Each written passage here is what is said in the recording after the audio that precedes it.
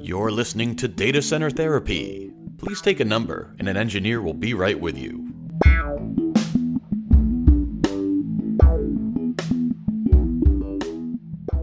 Welcome back, everyone, to Data Center Therapy, a podcast from Ivoxy Consulting that talks all things IT with a healthy dose of empathy. I'm your host, Inverted Matt Yeti, and Kaz will get to that, by the way. And alongside me is my co-host, Matt Cozzolino. Where's that wire go? Yeah. In each episode, we dive into the wide range of technologies that make up this beautiful sandbox called IT that we all play in. We share our hopes and dreams, opinions both positive and critical alike, all with a touch of empathy, because at the end of that day, we all need a seat on that couch. Let's get the announcements right out of the way. Hands-on network automation with Ansible. This is an awesome class. I mean, you think automation, you think systems, you think scripting, all this, but networking has a big role to play in that, and it can really take advantage of those technologies. So our very own Keith Emanuel will be teaching that January 19th to the 21st. So now you're getting close. Now we're inside a month. We are. Yeah, and you're going to be a part of that, right, Matt? Yeah, we just did our dry run yesterday. Went through the content, went through how it works, made sure everything's put together, and it's shaping up to be pretty cool. I'm excited. Does it work? Well, of course. I mean, there's always... Well, for more details. Yeah, there's always stuff to fix and fiddle, but yeah, it works. Nothing catastrophic, show-stopping, though? Nope. Nothing That's there. good. Just That's workflow. good. Just like, okay, let's smooth this bit out here. Let's, Sure. That's it. We're good. Yeah. No matter what you can repeat or automate or standardize, there is ultimately unique stuff for every class, and therefore that has to be done. Unfortunately, we can't automate that away. It's actually kind of interesting. We saw the same kind of thing, and I'll expect we see the same kind of thing with Ryan's class. We do all the planning, do all the prep work, and then we put people in front of the instructor, because we do it, internally first. And wow, that really shows you what you need to work on, what you need to address here, because... Right. You can imagine how it's going to go, and then, how it's been going, how it's going now, kind of thing. Yeah. Exactly. So yeah. So if for more details to register for that, to reach out, it's ivoxy.com/Ansible. So definitely check that out. And again, we're inside a month now until that class kicks off. So if you have an Ivoxy rep, reach out to them and get on that list. If you'd just like to find out more about it, ivoxy.com/Ansible. Okay, so we don't like to date where these episodes are because we're not exactly sure where they land, where they publish. And I'm pretty sure... Yeah, I'm pretty sure these things will go after... You'll be listening to this after at least Christmas, maybe not New Year's, but at least you'll be listening to this after the Christmas season. But that doesn't mean we can't still talk about it, right? Right. Because, right, like people still have birthday weeks, birthday months, which don't get me started on that one. It's like you're 42 and you're celebrating your birthday week. Oh, how special. Anyway. I have to ask how old I am nowadays. You ask yourself? Well, ask the girlfriend. Ask Devin. Because I don't remember. I'm like, well, I don't know, 30-something? My body tells me every day when I get out of bed. Well, come on, old, right? Yeah, but what's the actual number? That's the one. Right. Well, actually, I turn. Oh gosh, should I even expose this? I'm not shy about it. I consider it taboo. Once the clock turns 2021, that will be the year that I turn 40. Kinda, right? This year not now 40 I'm... yet, Mm-hmm. but right. My next is now the big 40, and historically, I don't think I've in my life have dreaded it or feel midlife crisis, all that kind of thing. I don't think I subscribe to all that, but I guess we'll see when the rubber hits the road. So you might want to put out a watch on me come September 2021, Matt. I figure my I already went through the midlife crisis bit when I was living on a boat and doing that. And what do I want to do? So I don't know. Well, listen, you can't lose hair that's already been lost either. That's true. Kind there of the is bright that. side. I could just shave. That'd be a thing. Shave the whole head bald. Yeah. Cue-ball. I think you wear the horseshoe well. Yeah? I think you should probably... Yeah, I don't. I mean, you take chances with that. I worry about it. Like, would I ever just shave my head as a goof? It'll grow back fast, fine. But I don't have a single gray hair. Mm-hmm. So it's like, boy, I'm tempting fate. If I shave that off, it's all coming back stark white, probably, just as a It might. Cosmic joke. Yeah. Okay. Real So stuff. it is kind of a potpourri episode. We've been very heavy topic based, and we're still in the midst of our on demand lab series. We still got more to talk about there, a lot more to talk about. But we kind of wanted to put our feet up a little bit and have a little more fun, a little less targeted conversation here, and talk about things about the Christmas season. But one thing that's very front in my mind right now, and we've always touched on it in a lot of our episodes, are like TV shows and movies. One that I will give full credit to you, Matt, for turning me on to that I probably would never have watched had it not been for you, is The Expanse, season 5. Is season 5 better than season 4? I know you're struggling a little Yeah. bit there. Yeah. Yeah. So I did a full rewatch of the show before season 5 started. So Okay. Amazon Prime has it. They have followed what I believe is Apple's lead in doing the first 3 instead of dropping it all at once, because I don't like that model, believe it or not. Here's 20 episodes. Go for it. It's too much, right? And I don't think it's a good idea for a show, because you're in the conversation so temporarily at that point in that zeitgeist, right? Right. You're in there for a week and then that's it. We don't get to chat about Apple, it and then wait until Right. next week for the next episode and Right. chat about it again. Yeah.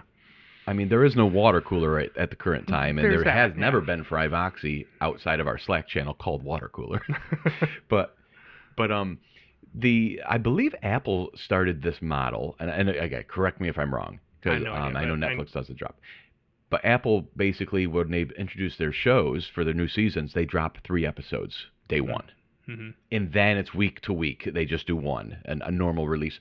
And I like that because it kind of scratches that, like, I've waited a year for this show. Now I got to only get 43 minutes of content. Now I can go bam, bam, bam, kind of satiate yourself a little bit, and then you can anticipate week to week. But you've had that itch scratched. I like that model. I still wish we'd go back to like 18 and 24 episode seasons, personally. That would be great. I'd be up for that. Yeah, because when you have a 10 episode season, you're a third of the way through already after week 1 with a 3 episode dump. All of a sudden, we're almost done. Yeah. Yeah, that's what. So I watched that.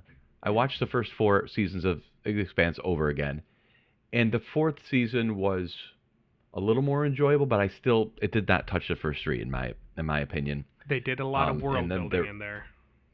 Yeah. They did, and then there are of course the apologists who say, "Oh, it's set up for season." I'm like, there are no such thing as set up seasons. That means it's a bad season. The season has to have something.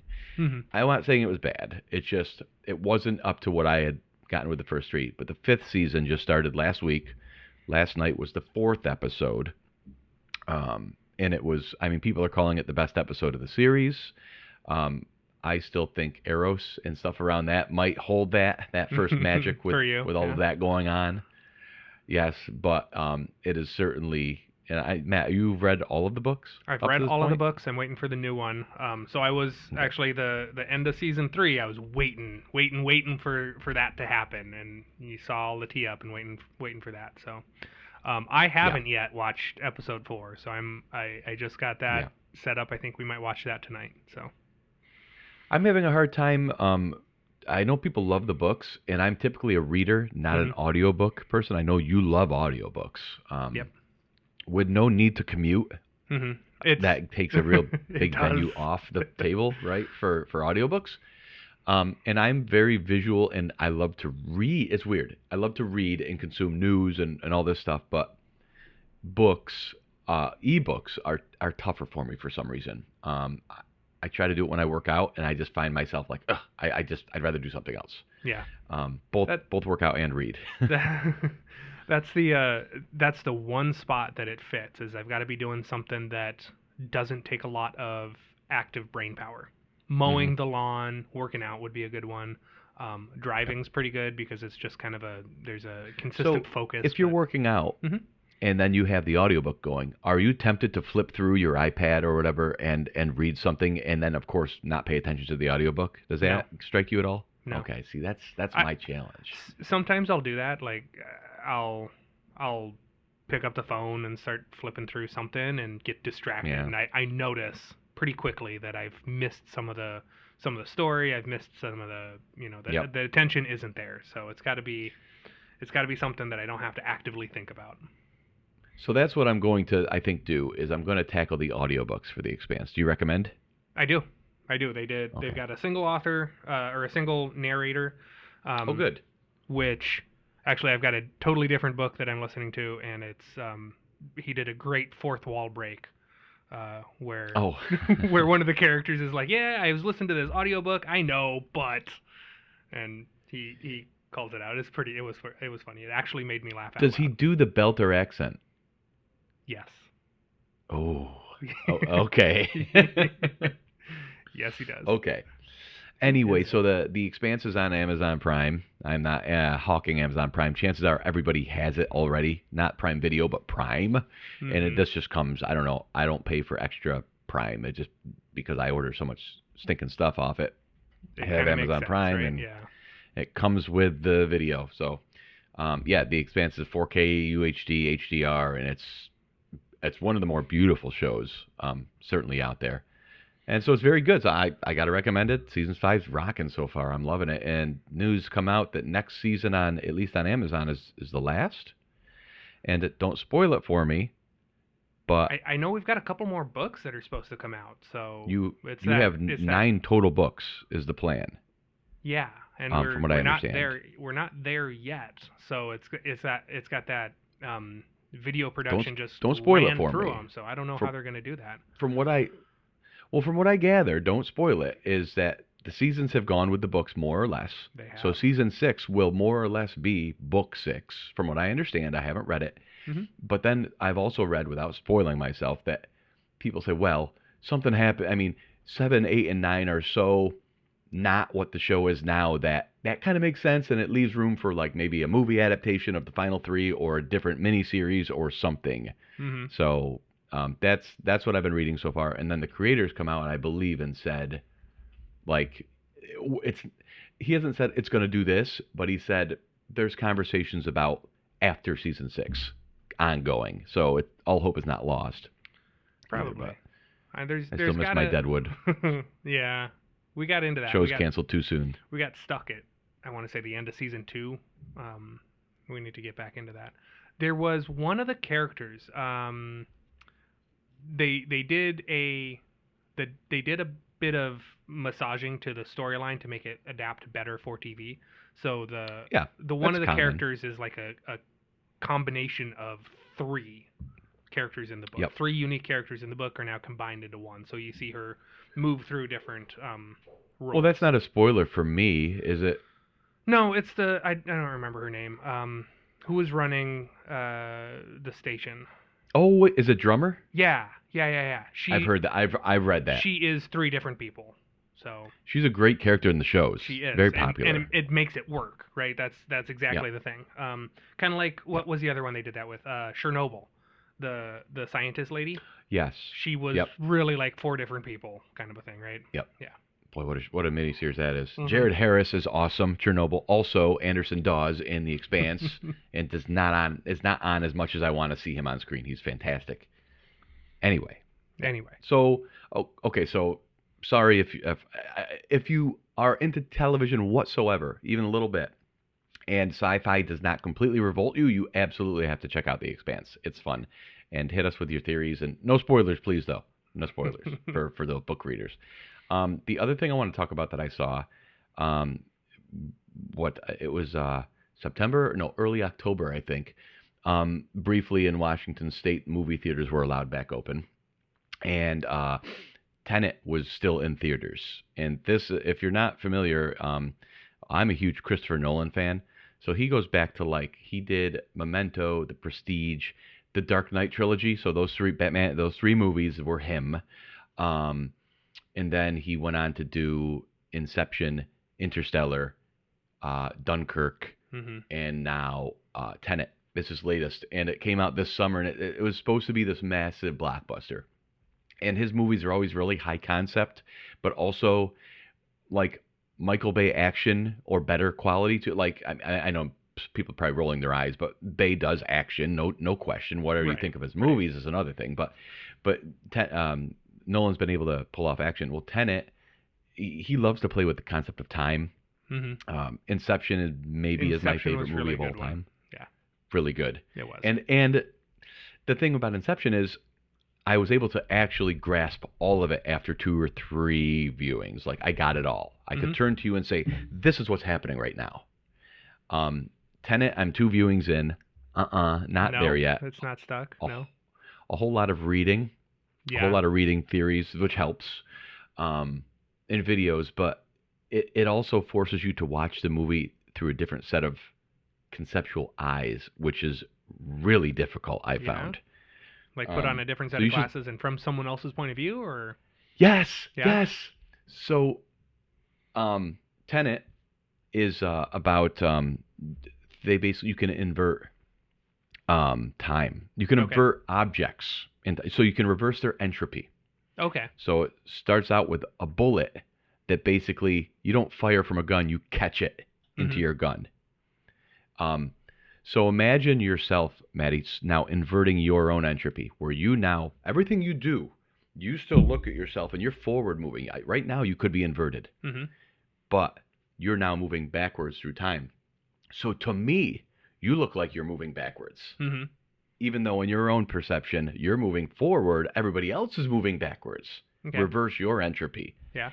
And so there's all of that, and then that's somewhat of a form of time travel because you can invert yourself, go live there for 30 minutes, and then reinvert to normal entropy, and now you're 30 minutes in the past.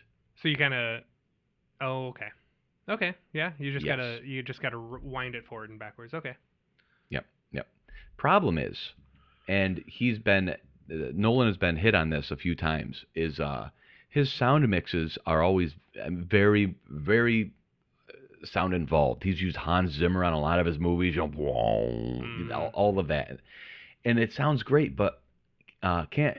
A lot of people struggle with the dialogue. Me and you, I know, we have tinnitus, Mhm. and whenever I go to a movie theater, I bring my nice Audio Technica studio headphones, and I say, "Give me that little box that I that have yet to basically." do that. I really want to. I need to do that. Yeah. So what it is it's not just the dialogue. Mhm. It's just I would say it's just a clean mix of the sound. Now, you're not going to get big thumping bass, and that's good because I can still feel it in my friggin' chair. But the rest of the theater's doing the big thumping bass, right? Yeah. Yes, Yeah. exactly. So it's that you can adjust your volume, and it keeps the dialogue close to your head, kind of Mhm. thing. So that really helps. It did not help for this movie. It was that bad. Where my wife, who doesn't have tinnitus, is like, I caught like half those words in that movie.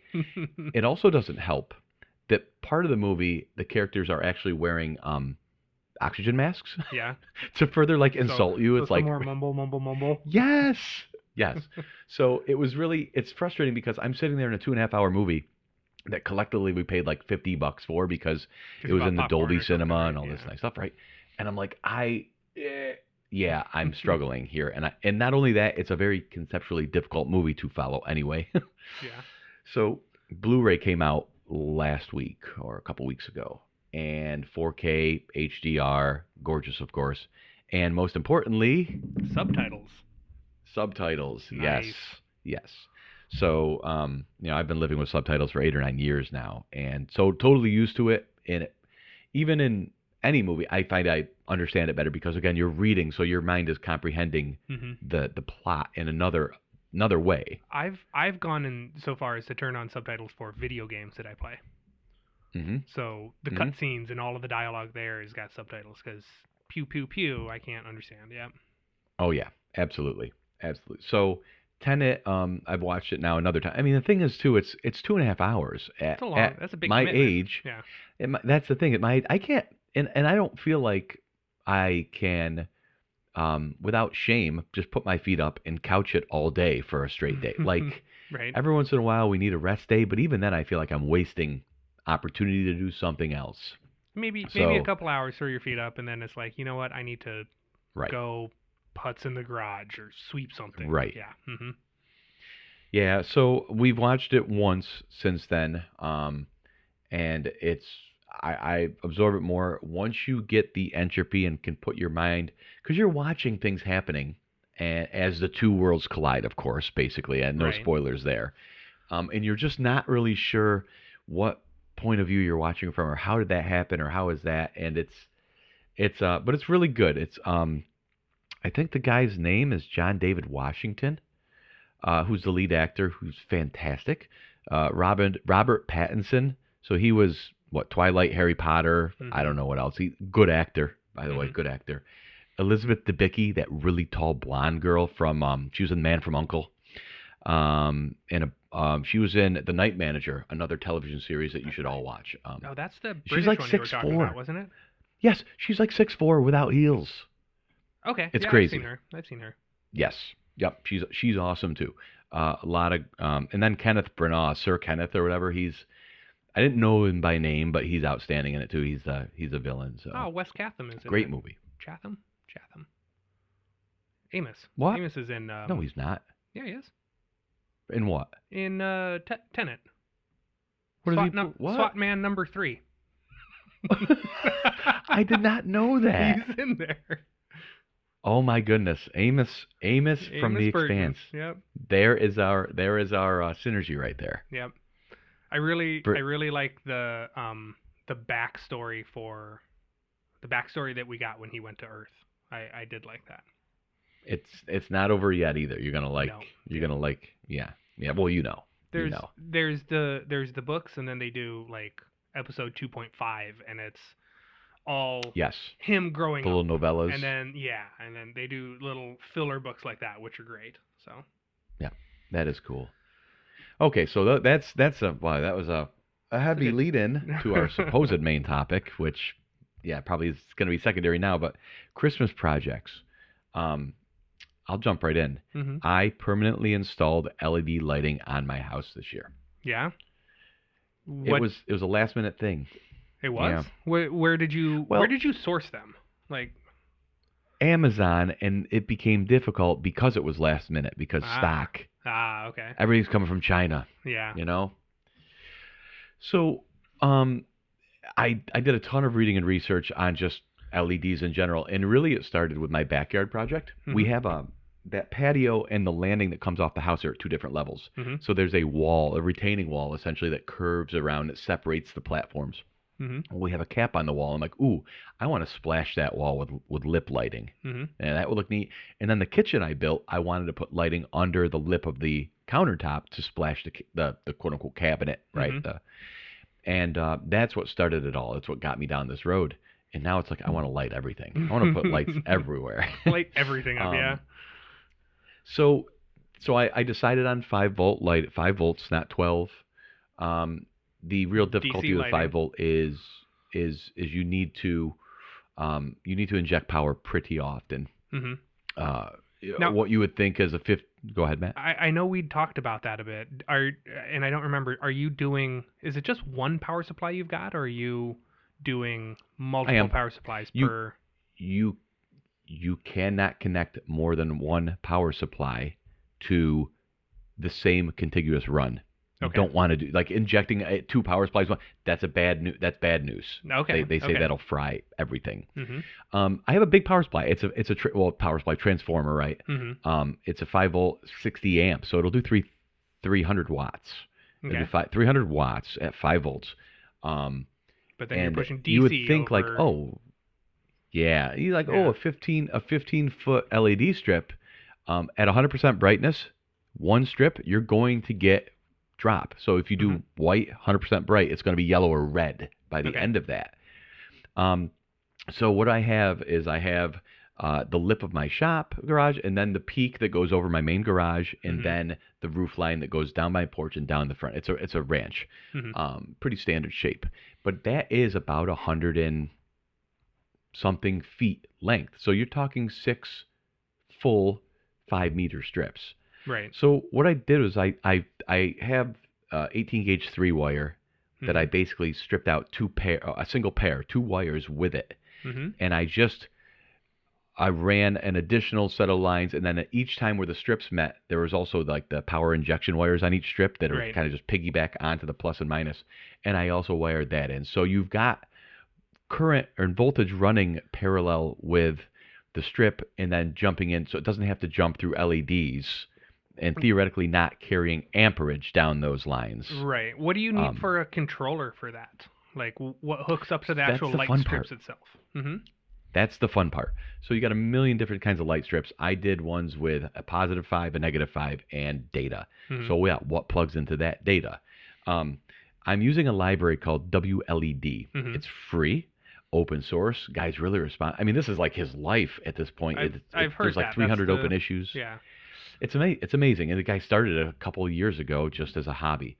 Well, so basically, you can run it on a lot of things, but usually I don't think it's made to run on a Pi. Like you think, oh, it's easy. I'll just load it on a Pi. No, think Arduino. Okay. Think Smaller, low power. smaller even, yeah. So right, so and would you need additional controllers if you broke up each one of those strips? So we can't put multiple power supplies per strip. So if we were to take that 100 feet and break it into 150 feet and break it into 50 foot, 50 foot, 50 foot, would you need a controller for each 50 foot? Depends on how you want to do it. So if they're all wired together, 150 LEDs, and you wanted to break them up, WLED lets you do segments. You say, I want to start at light 0 and finish at light 49, and then this, and you can apply different effects to different segments, and so you can do that. If their data lines are not daisy chained together, right? So now you've got standalone runs. Depending on the controller, so the controller I use is an ESP8266 Outback. Okay. It can run up to like, I don't know, 1500 lights, but it's like a 26 megahertz processor. It's limited in resources. You can only use on that model one data pin. You can hack it to use a second, but for that model, the answer is pretty much no. Like you can, but the thing is, I got 3 of these things for $13, and then you can get the ESP32, which I think lets you use 4 data pins, and those are like 3 of them for $20. So just get the beefier guy. Cheap, yeah. Yep. So I think the answer is pretty much yes. Okay. But again, they're so cheap where you just, what I found with the ESP8266 as a challenge is their Wi-Fi antenna is not wonderful. No. So I have some string lights in my front lawn, not permanently installed, right? Yeah. But they're using this box that's on the front of my deck. Yeah. And even though it's just, probably 20 feet from the Wi-Fi access point, it goes through the house or the windows. Yeah, the windows are the big ones, right? Yeah.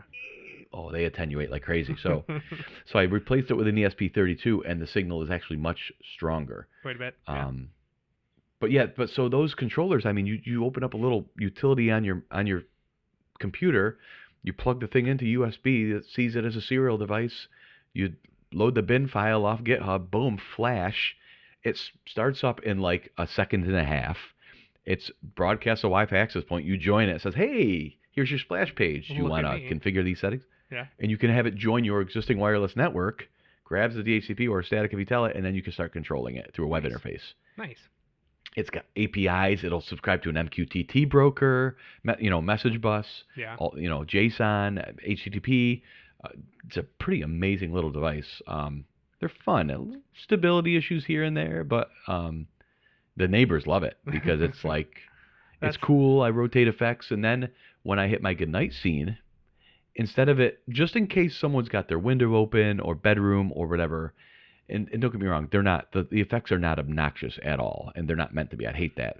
I want them to look classy, not trashy, but it switches the effect to the really like light twinkle for the duration of the evening. Like it doesn't rotate through anymore. So once I hit goodnight and I've gone to bed, it kind of calms the lights down until the morning when sunrise happens, they all shut off.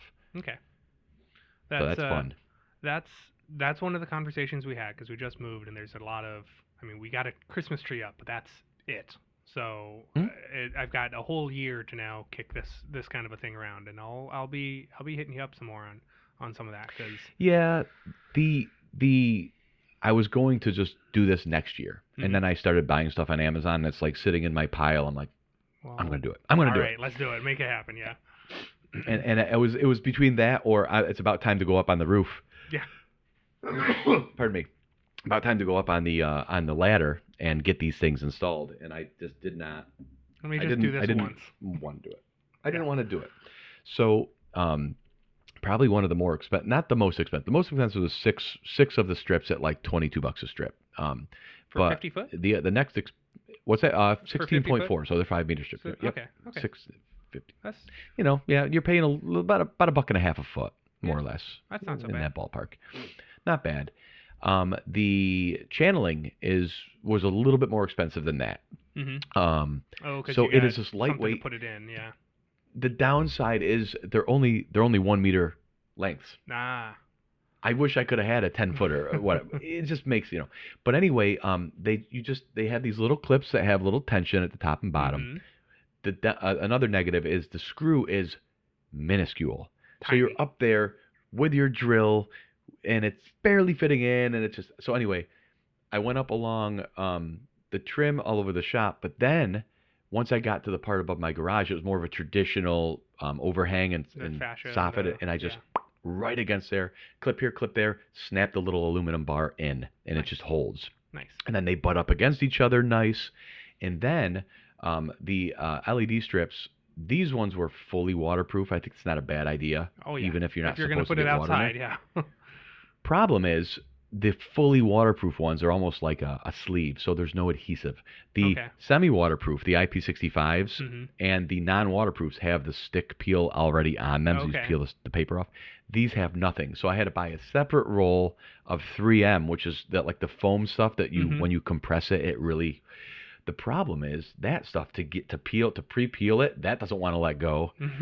And then I was up there and it was cold one morning. And the adhesive didn't want to stick because it's temperature sensitive. Yes. Yeah. So, but I used that along the bottom of it too to tack my parallel power injection wires down, so they weren't like sticking up and all that. So anyway, ran all that up there, ran the LEDs, and then there are these plastic diffuser caps. So basically, it's just real thin, white, semi-transparent. So you don't get but opaque still. A bulb, it just kind of it spreads it out, and you get the. And you can still see the individualness. And a lot of my effects, what I've done for the Christmas effect, is I've actually skipped every other LED. Okay. So it gives more of a bulby feel and less of a strip feel. Okay. And I'm doing 150 LEDs per 5 meters, which is good. They make 300 per 5 meters. Well, of course, double your power also. Of course. But that I don't want it to look like a laser bar. I want them to have the bulby feel to them. So yeah, you can do all of that and then tie it end to end and a lot of electrical tape to squeeze the junctions together so they can fit in the channels. And then those little caps snap right on. They're white. You can't see them during the day. No? You cannot tell that I have lighting installed. Is your trim on the house, is it white or is it a different color? Yeah? Okay. So it blends in with the white then. The fascia's white. Yep. Okay. Yep. And along the front of the house, the long straight part, I just popped it right underneath the gutter along the front of the fascia. You cannot. And what's cool is at night it even kind of projects up onto the bottom of the gutters too, so it gives a nice little. It looks fantastic. I'm very happy. I stopped by the other day and it looked pretty good. Yeah, nice. Yeah, thanks. It's pretty cool. And right now I'm battling bunnies out front under my deck. They chewed through one of my power lines for the LED strips, of course. Not the strips, but the lights in the front. So you gotta not use something peanut there. butter as a joiner. As a binding agent. Yeah, no. Yeah. Well, you've got a lot to think about for next year, but I'm happy to kind of help advise you on that and see what's up because I think it's worth it. Hopefully it'll be low maintenance, right? If I don't have to go up every year twice on a ladder, put up and take down, that's a win. I'd be looking forward to that. I'm gonna have to do something to get the pine needles off of the friggin' roof because we kind of live in a forest and it's pine needles. You got everywhere. You got a blower? You got a blower? I don't have a lot of things right now because I haven't been a homeowner yet. So there's a lot of things. A ladder being one of them. Probably hook something up and do like wheeled water spray something. And run that up there so I can just hose the roof down basically. Yeah, if you do get up there, a battery powered blower. I got a Milwaukee with a C18 volt battery on it, and that thing is it's fantastic. And one of the things where battery power really comes in handy, the other thing we talked about is that battery powered circular saw. Best tool I own. Yeah. By far. Not having to search for an outlet or an extension cord every time I want to use it. Fantastic. I'm gonna start shaving with it. There you go. When we do this again, you got Band-Aids all over your face. We'll know what happened. Yeah, or worse. Yeah. So what are you what are you dealing with the new home, right? Are you baby stepping it? Do you got projects you want to dive into? There's a little bit of column A, a little bit of column B. The big one right now is my biggest capital improvement project is I'm replacing the well pump, which I ordered the pump online, and the website from the East Coast said, order today, ship today. I called him yesterday and he said, yeah, it's on back order, so we'll see it Ugh. next week. And I'm grumble. So that's the big capital project. Other than that, it's the smart switches right now, and I went the Luther and Cassetta route. So I've been Okay, yeah. one or two switches here and there. As I get bored in evening, it's replaced those. The biggest struggle I You have shutting off the circuit first? sometimes. Oh man, my electrician guy's like, nah, no problem. I'm like, no. It depends. It depends on what I'm doing. I did, like, I showed you the shop lights in the garage. Honestly, the shop lights in the garage, I was amazed at how badly lit the garage was when we moved in. So finding the 4-foot LED shop lights on Costco, getting those up there. A lot of that I just flipped a switch off and rewired an outlet instead of the. Oh, if it's behind a switch, sure. Mhm. But usually when you're doing the switch, Mhm. there is nothing behind it outside the breaker. Mhm. I always have shut it off and did it again on a 3-gang that I had in my family room, not realizing that there were actually 2 circuits landed in that gang box. Yep. Yeah. I didn't get hit, No. but I felt a little tickle at one point. Whoa, what's going on here? And I flipped it. Oh, what? That light's still working? Wait. And I ran to the garage with the... There's been some interesting things. Reading the wiring diagram and going with, like, I can put the smart switch over here and have a still mechanical switch over there, but I need an extra wire between them. Well, fine, then I'll just use the remote over there and make it look like a switch, right? That whole process. The other piece that's fairly interesting is the cabin portion was built in the 60s, and the other portion was before that. So the cabin actually has breakers, like traditional breakers, really old but traditional breakers. The other Oh, yeah. half has fuses, screw in Ooh. round fuses. So that's been interesting. I've got in the mudroom, I've got one set of lights on a breaker in the house and one set of lights on a fuse in the garage. And it's funny because the fuses, that's a very common thing on the East Coast where I'm from, because our buildings on the East Coast are They're far even older, yeah. right? Mm-hmm. They're even older. So I remember growing up in a home and we had fuses, and I was born in the 80s. It's not like we're talking 50s, 40s. So yeah, This is the first time I've got to deal with those, which is pretty interesting. Well, luckily out here we don't usually have to deal with going down into the basement and using a hairdryer on our pipes so they won't freeze. That I remember from growing up too. We don't really have to deal with out here so much. I do have to. Speaking of the well pump, I do have to do something out there because that's outside and that's a whole separate area. So it's got power out there. I can run a lamp. I can run a heater or something. Talking to the guy I'm getting parts from, he suggested that I get a little kerosene heater, so if the power's out for a couple of days, you can just sit that in there and turn it on. So, my father-in-law has he is one of overkill. Mm-hmm. He will, why do 16 inches off center when you do 12 off center when building a deck? Like, he will put extra pieces of wood and extra work in, even past the point of practical benefit. Mm-hmm. But, certainly it's never going to be a quality problem.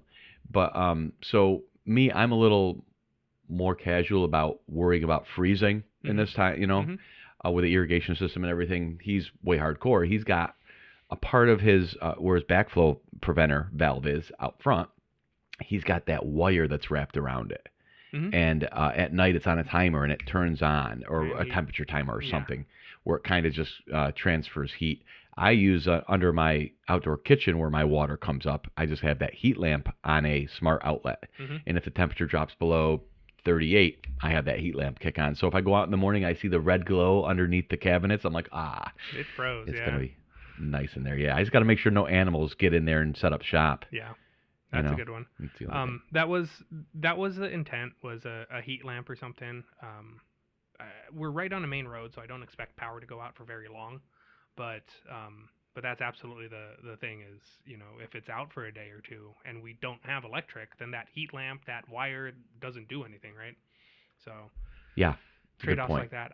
That's one of my next things. Generator, Yeah, natural gas. Well, I know you don't have gas, but I'm gonna do a natural gas gen. You could do diesel. I could. We got heating oil. What was the other one? The hose bibs on the outside of the house are not frost free, so I'm gonna swap those out. Pull Oh, that. I didn't know they made frost-free ones. Well, I mean, yeah. So the shut off on the frost free hose bibs is Mhm. it's like a 6-inch hose bib, and there's the Yeah. flap that mounts to the house, and then it goes in 6 inches, Yeah. and that's where it Yes. shuts the water off, and then you shut it off and it drains, right? Oh, okay, So sure. so the one I have right now, it comes all the way up, and the valve is right on the hose, which is outside of the house. I Right. see. So I might even have them You because I might. know the long ones. Mhm. I see. I didn't Mhm. realize that's how they termed it. Mhm. I've just seen those foam cups Got that those they all put over on the house outside. right now. Yep. There Yeah. you go. And I still, wouldn't you think that's probably a little bit of overkill where we live? The the the little foam covers for the faucets. Yeah. I mean, it Not must not be. It just not seems like, necessarily. I mean, if it freezes, yeah, I guess not. it It doesn't take long. it doesn't take long, doesn't and take long. it takes a that water expands. It's a fascinating fascinating My thing. my wife and I lived in my in-laws' RV while we were renovating this house when we bought it Mhm. during the month of December Mhm. 2017, and we had the water hook up to our hose bib, but Mhm. the nice 100-foot hose running along the ground Mhm. in December overnight that Yep. froze right up. So Yep. no shower in the morning. That No was shower fun. in the morning. So yeah, okay. I distinctly remember growing up, and it's gonna get cold tonight, so the faucet in the kitchen is trickle trickle trickle. No trickle. Yep. Yeah. Yep. Keep We it didn't think to running. do that. Trade-offs. Well, yeah, outside of that, I think we can wrap up. I am eager tomorrow. I'm using my outdoor grill for the first time. I know it's December, I need a grill. but I'm using So it need a for the grill. rotisserie. Oh, there you go. Rotisserie. There you go. You know what I'm making? I just bought What'd you do? an 8-pound 4-bone prime rib. Nice. So I'm going to rotisserie cook that and then finish it with the infrared burner on the grill. Is that gonna Give it be a nice Christmas dinner? Or is that Christmas Eve. Christmas Eve? Okay. Christmas Eve. Okay. And I have, whereas Thanksgiving has always been a thing, and wherever I've lived, back Mhm. home, not back home, but back where I'm from, my East Coast, Thanksgiving has always been, you eat. Christmas has not been about like a meal.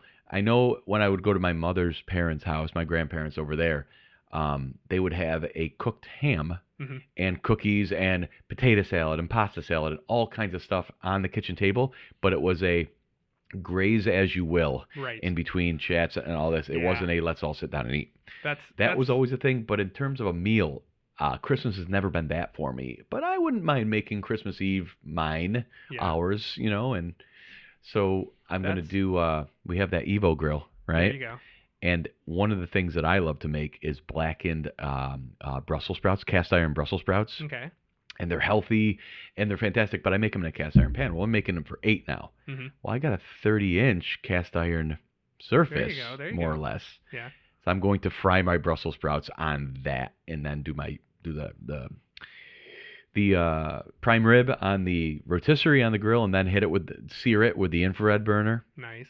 taking temperatures and just not Of wanting course. to go above medium rare. Of My course. goodness. Of course. You're gonna do real But that should be horseradish?